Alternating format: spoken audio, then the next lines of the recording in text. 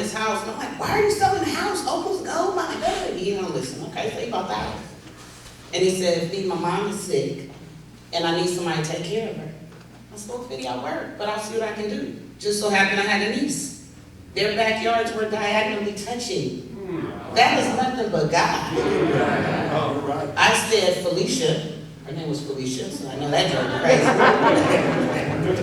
And I said, I need you to go around this corner and take care of this woman. I'm the older, I'm the auntie, you need to do what I say. She went over there and her Fitty became best friends, and I ain't gonna lie, y'all got jokes for their relationship. You know. So she took care of his mom. I'm glad to say, she took care of his mom, but when he first moved here, he said, this is your room. I said, thank you. So I say that I am going to definitely miss this man. And for all of the love that I see in the room, where all the people are here, it's amazing that my niece actually texted me a few minutes ago when I was sitting in the back. And she just wanted to say she's going to miss him greatly, and she is grateful that I was his friend and his sister and introduced her to have another friend. So just remember the two people that you're going to meet, and make sure whoever you're surrounding yourself with, they are people that are going to deposit into your life. And they're going to remain positive in your life. God bless you all. Have a great afternoon.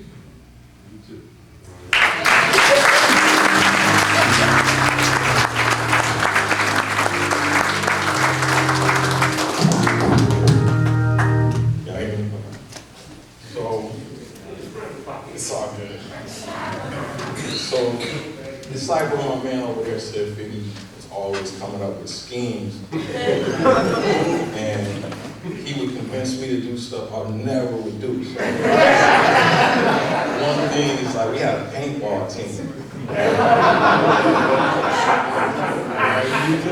It was called NWP. Y'all figure that out.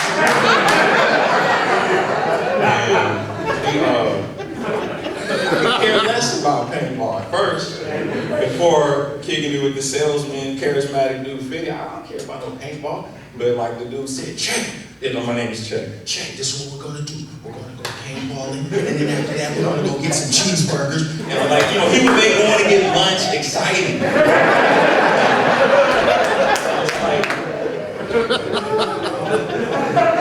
Just like, okay, everybody probably knows that Fitty was heavy into gun ownership, we'll say. That's another thing I didn't care about. I wasn't against it, but I didn't care about it. After talking with Fitty, I turned into Rambo. We spent hours talking on the phone about ammunition. And like he said, like one dude said, man, like Fitty could fix anything. Like I'd be like, bro, I'm taking my car to the mechanic. Fitty like, nah. I'll fix it. We can do this. We can do it. So, when I first got here, I was choked up, man, but then I'm happy now that I know Fitty wanted us to celebrate. He was a charismatic dude, and like when I first met Fitty, well, I met him as a kid, and I re-met him again through Will. I met Will. When he came in, I thought he was faking, because I was like, dude, there's no way somebody's this nice, this genuine, this pumped up all the time. And I started seeing it just really is him. Really him. One of definitely the most genuine, charismatic dudes I knew, always put me in a good mood, and we miss my brother. That's it.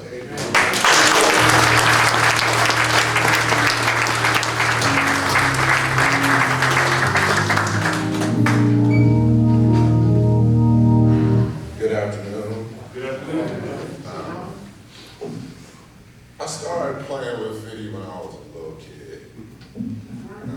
Like Fitty was like, Wikipedia before Wikipedia.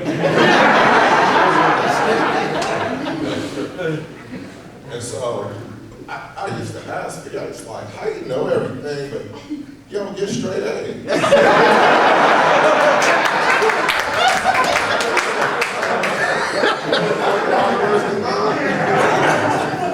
But, I remember because his mom used to take us to church. And that was like one of my first times as a kid going to church. Like I went to church with everybody's family except for my own. But it was good because my parents would let me go. So I went to church with Fitty all the time. We went to BB Memorial. Right. And like one guy said, Fitty ain't somebody you want to play with and mess around with. As he turned the switch on you, like he like a happy, he go from 0 to 100. Real good dude. And then you're like, so one day we're in church, and Fitty in the back asleep. And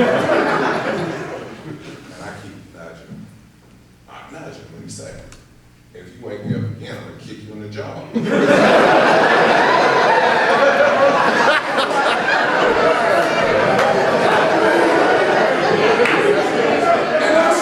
I remember that to this day. Every time I pass by BB Memorial, I'm like, I'm gonna get kicked in the jaw.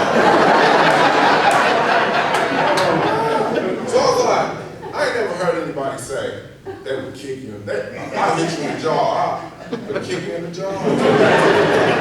I just left it alone.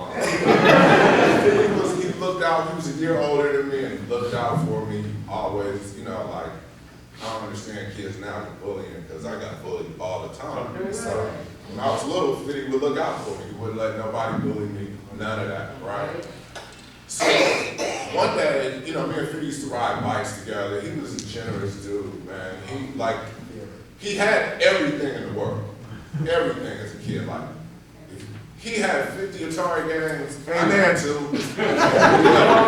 You could go over Fitty's house, and he let everybody play with everything. He would share everything. For him to be an only child, he shared, you know, he looked out. And, you know, so we would ride bikes as a kid, and we would ride bikes one day. And all of a sudden, these dudes from like West Oakland came up, and they was like, can I ride your bike? I looked at Fitty, Fitty looked at me, and we was like, yeah. So we gave both of them the bikes. We just walked home. Like, we just knew, like, thank you. And it was like, just let it go. And I was like, yeah, you can ride my bike forever. He looked at me, he handed over the bikes, and then we saw a police officer, and we told him what happened. So the police officer put us in the back seat and took us home. So we show up to the house in the back seat of the police car. Nobody. And I got called everything except for a child God. And the police officer was like, no, they didn't do anything. Their bikes got taken. So I was like relieved that we got, you know, they told us what happened. And I was walking in the house and I was like, man, Fitty, I thought you was tough. I walked away and then that was it.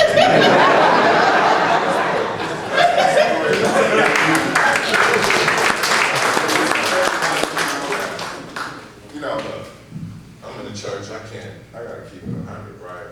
So Fitty would tell stories, for lack of a better term, right? So Fitty would tell a lot of stories, and Fitty would say, and then, you know, I ran across some people that knew Fitty, and just like everybody else here, and they felt like, you know, oh yeah, Fitty this, Fitty that, right? And I was like, well, yeah, he might have told stories, but did you know his heart? Right? Did you know his heart? And his heart was just, you know, he just had a great heart. And, you know, we all have shortcomings, but, you know, you gotta look at somebody for who they really, really are, keep that aside. And that dude was really, really a good person, keep that aside. Yes, he was.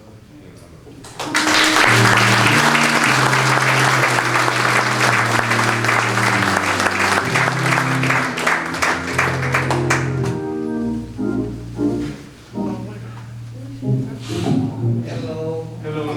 Hi. I'm feeling kind of jealous, man. You friends with all y'all, thought I was the main one. I'm Trina. almost like it was the reason bad grades. We was pretty much uncertainable when he wasn't at the football games and stuff like that. He was always at my house, I was always at his house. And that still went through the 20s,